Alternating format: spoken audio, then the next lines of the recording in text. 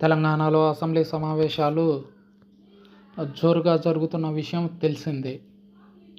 అయితే అసెంబ్లీలో BRS working president KTR, అదేవిధంగా ఆ పార్టీ సీనియర్ నాయకుడు హరీష్ రావు నిరసనలు చేపట్టిన విషయం తెలిసిందే.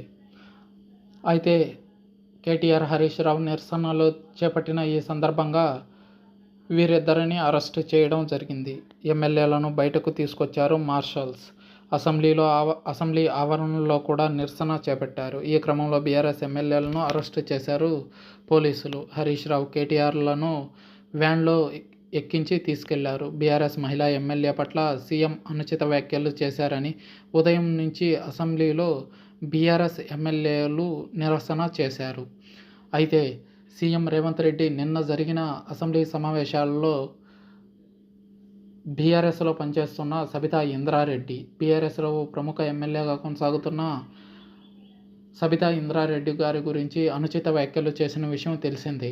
సబితా ఇంద్రారెడ్డి గారు నన్ను మోసం చేశారని, కాంగ్రెస్లోకి రమ్మని నన్ను ఆవిడే ఆహ్వానించారని, నేను కాంగ్రెస్లోకి వచ్చిన వెంటనే ఆమె టీఆర్ఎస్లోకి వెళ్ళిపోయారని గుర్తు చేశారు. అయితే కాంగ్రెస్ పార్టీ ఆమెకు 10 ఏళ్ల పాటు మంత్రి పదవులు కట్టబెట్టిందని గుర్తు చేశారు సీఎం. అంతటితో ఆగకుండా ఆమెపై వ్యక్తిగత దూషణకు కూడా దిగారు తెలంగాణ సీఎం రేవంత్ రెడ్డి.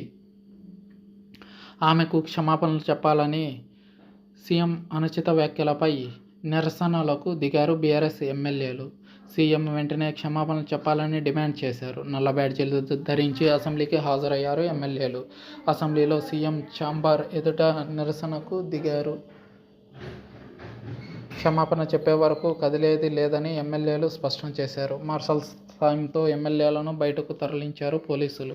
అసెంబ్లీ నుంచి తెలంగాణ భవన్కు వారిని తరలించారు పోలీసులు.